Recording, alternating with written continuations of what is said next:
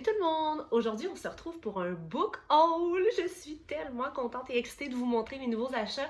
Hier, j'avais une journée, dans le fond, un dîner avec mes amis. On est allé manger toutes les quatre à la brasserie L'Archibald et après ça, je me suis en allée dans une librairie. En fait, je me suis rendue à je me rappelle plus du nom de la librairie, mais c'est une petite librairie indépendante et je ne trouvais pas de stationnement, ce qui fait que je me suis découragée.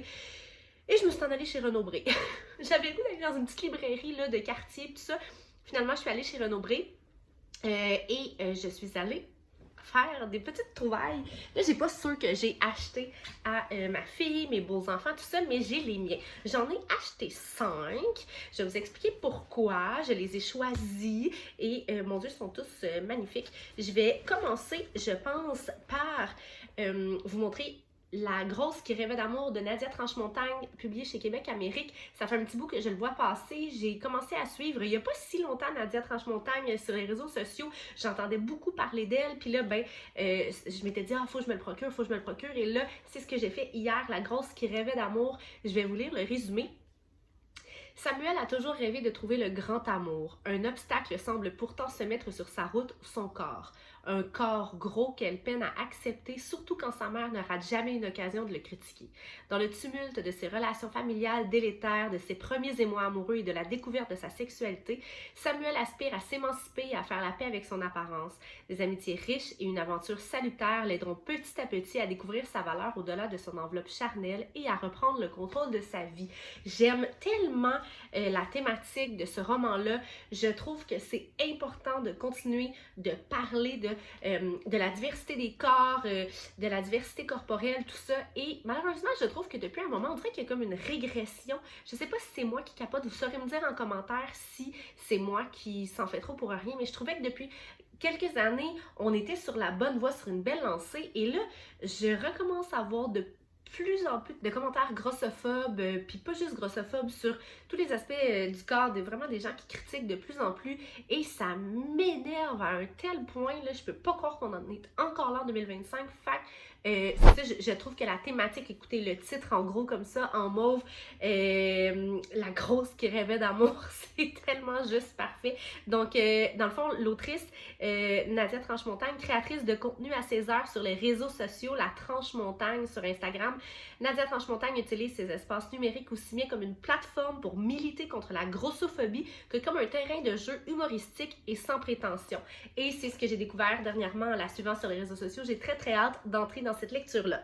Ensuite de ça, toujours dans le québécois, parce que évidemment que j'ai bien de la difficulté à ne pas acheter de romans québécois quand je vais en librairie. Les 3 autres ne sont pas québécois, mais je tenais à vous montrer ceux que j'ai achetés. Depuis très longtemps, j'ai envie de lire Lamentable de Sam Cyr, qui est un humoriste que j'adore et qui anime, je pense, l'un de mes podcasts favoris au Québec, que je suis avec la plus grande des attentions. Et j'aime tellement l'humain de ce que je vois de lui à la télé, de ce que je vois de lui dans son podcast. Je le trouve tellement coloré, tellement vrai, que j'avais vraiment envie de lire. Je vais vous faire le résumé. Je vous avertis, il se passe rien dans ma vie. Pas d'amour, pas de drogue, pas de meurtre. Je suis le garçon le plus refoulé d'entre tous, celui qui tangue sans faire de vagues. Mais là, c'est 2006. Oh mon Dieu, 2006, ça me rappelle tellement de souvenirs. Je pense qu'on a à peu près le même âge. Une grosse année pour Justin Timberlake et Fergie. Si tout se passe comme prévu, ce sera mon année aussi. Je quitte les caps de la Gaspésie pour les lumières clinquantes de la Grande Allée. Et peut-être que la ville m'aidera à me défaire de toutes ces couches de graisse et de couverture et de secrets qui m'enveloppent et me ramollissent. Peut-être même que je deviendrai un gendre enviable avec un char. Papa, maman, je garde la musique et la maison avec moi. Maintenant, je pars devenir l'homme qu'on a toujours voulu que je sois. Merci pour le lift. Sam Cyr est un humoriste. Lamentable est son premier roman. C'est une histoire de coming out qui n'aura pas lieu, en tout cas pas tout de suite. Je sais pas, depuis, je sais pas pourquoi je l'avais pas encore acheté, je me l'étais pas encore procuré, mais tu sais, je l'ai entendu parler de ce roman-là quand même souvent, puis j'étais comme, oh oui, faut que je l'achète, puis là, hier, en arrivant à la librairie, j'avais pas l'intention d'acheter celui-là, mais je suis tombée dessus, puis j'étais comme, c'est un signe. Fait que, Lamentable de Sam Cyr, je vais vous revenir avec un review très bientôt. Je me suis procuré 3 romans, pas que je n'ai pas l'habitude de me procurer, mais en ce moment, je suis en train de lire Rendez-vous au bord du lac de Carly Fortune, qui est une Canadienne publiée chez Robert Laffont. Et là, hier, je suis tombée sur Cet été sera différent, qui n'est pas du tout une suite, là, je pense pas, non, pas du tout. Et j'aime tellement son écriture, ça me fait du bien de plonger dans autre chose que du québécois, pas parce que je suis tannée, mais juste des fois de changer un peu la vibe. Parce que jeune, je lisais vraiment beaucoup du international, peu importe. Je voyais pas vraiment de différence tant que ça, parce que peut-être je me reconnaissais un peu moins dans les romans québécois où il y en avait très peu qui me parlaient à moi. Dans les dernières années, depuis que je suis autrice aussi, je trouve que le genre de la romance qui était le style qui aurait dû me parler, qui m'aurait parlé à l'époque, mais je pense qu'il y avait moins de choix peut-être, ou tu sais, moins de diversité. Aujourd'hui, il y en a tellement, fait que je lis énormément québécois et j'ai plusieurs amis dans le milieu, fait qu'on dirait que je suis toujours portée à acheter québécois. C'est comme un... Ça me tient à cœur d'acheter et de lire québécois, mais là, c'est ça, j'avais envie cet été de bifurquer un peu et c'est une Canadienne, en tout cas, je pense qu'elle est canadienne parce que, oui, c'est ça, elle a grandi en Ontario, exactement. Donc, cet été sera différent. Je vais vous lire le résumé. En vacances à l'île du Prince-Édouard, Lucie rencontre Félix, un insulaire qui lui fera vivre une nuit des plus mémorables. Lucie découvre après coup que Félix est le petit frère de sa meilleure amie. Malgré leur incroyable chimie, ils reconnaissent les multiples bonnes raisons pour lesquelles ils doivent garder leur distance, ce qui s'avère plus facile à dire qu'à faire. Et bon, je ne vous lirai pas tous les résumés, il est quand même long. Carly Fortune est une journaliste primée qui a travaillé dans les plus grands médias du Canada, dont le Globe and Mail, le Toronto Life et le Chatelaine. Elle a passé les 6 dernières années de sa carrière dans les médias féminins, notamment comme rédactrice en chef de Refinery 29. L'actrice a grandi en Ontario dans une région touristique prisée des vacanciers, nageant dans le lac le jour et travaillant au restaurant de sa famille le soir. Ça me fait penser à moi un peu, j'ai pas travaillé dans un restaurant, mais j'habite sur le bord d'un lac, j'ai grandi sur le bord d'un lac. C'est pas un centre de vacances, là, c'est pas du tout... c'est pas une région touristique non plus, mais j'ai grandi sur le bord du lac, puis pour moi, ça me parle beaucoup, les plans d'eau. J'ai écrit mon premier roman assise face à ce lac-ci, où est-ce que j'habite. Et là, le roman que je suis en train de lire se passe probablement dans la région touristique où elle a grandi. Et là, celui-là, comme on sent la vibe, hein, on sent la vibe avec la page couverture. Fait que Carly Fortune, que je vais lire prochainement également. Ensuite de ça, je me suis procuré mon premier roman avec Jaspage et je le trouvais tellement magnifique. Je dois absolument vous le montrer. Il est magnifique.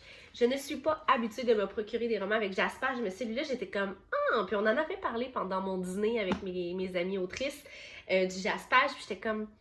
Il m'a parlé, là, il était là, bien fier sur son présentoir, puis j'étais comme « Better », tome 1, Collision de Carrie Layton. Je ne connais pas cette autrice-là. Je l'ai sûrement vue passer sur les réseaux sociaux, mais je la connais pas. Mais en lisant le résumé, j'ai tout de suite accroché, puis je le trouvais tellement beau. Donc, toi, tu veux des roses et des cœurs, mais lui, il n'a que des épines et des ondes d'ombre à t'offrir. Collégienne, Vanessa a un amour viscéral pour les livres, la pluie et les pistaches. Ça me ressemble. Marquée par le divorce difficile de ses parents, elle a trouvé du réconfort auprès de Travis, qui semble être le petit ami parfait, celui dont toutes les mères, y compris la sienne, rêvent pour leur fille. Avec lui, elle espère construire le bonheur qui lui manque depuis trop longtemps. Toutefois, après 2 ans, même cet amour semble s'être fissuré et il ne reste que des décombres dans le cœur de Vanessa. Elle croise alors pour la première fois des yeux verts dans lesquels il est trop facile de se perdre. Poignant, torride, romantique, une autre série phénomène à dévorer. Donc le premier tome, je vais vous en faire un review. C'est sûr et certain, la toute nouvelle trilogie italienne qui fait sensation. Non mais n'est-ce pas qu'il est magnifique? Ça n'a juste aucun sens comment il est beau. Donc je vais vous revenir également. Et pour finir, j'ai acheté un format poche, publié chez Hugo Poche. Comme il m'a juste attiré la page couverture, Plonge avec moi de Holly TL, que je ne connais pas non plus. Tome 1, Souffle contre souffle. Regardez, un peu mystérieux, la page couverture. J'avais le goût d'avoir un livre de poche, j'en achète pas souvent. Puis là, ça prend moins de place quand même dans la bibliothèque. Fait que je me suis gâtée avec celui-là. Marjorie a 19 ans et est passionnée par ses études, mais hors de l'université, elle adore les sensations fortes. Pour le fun, pour se détacher de la fille brillante et sage que ses parents ont toujours voulu faire d'elle. Quand Morgane débarque dans sa colocation, il suscite des émotions inconnues chez elle. Gueule d'ange, cascadeur, réservé, il semble cacher bien des secrets. L'un d'eux, c'est qu'il passe ses nuits dans un lieu libertin et mystérieux, la confrérie dans laquelle Marjorie prévoit de s'aventurer pour un stage. Donc, petit format de poche que je vais aussi vous revenir avec, avec mon avis éventuellement. Et pour terminer ce petit, parce que ce ne sera pas une longue vidéo, hein, pour terminer ce book haul, je viens de déballer une boîte que j'attendais avec tellement d'impatience. J'étais certaine de la recevoir mercredi. Je l'ai reçue une journée en avance. Il était une fois en octobre, mon nouveau roman qui sera en librairie le 6 août prochain. Une romance d'automne à saveur Halloween parce qu'il y a des petits moments étranges. Ça se passe à l'auberge du Lac-Vert. C'est inscrit juste ici, l'auberge du Lac-Vert, comme dans mon roman Un été à l'auberge, parce que mon personnage s'en va travailler à l'auberge d'un été à l'auberge. On revoit des personnages qu'il y avait dans mon roman, pas précédent, mais dernier roman, c'était mon 4e roman, il a été publié en 2020 et je me suis fait plaisir en ramenant de vieux personnages.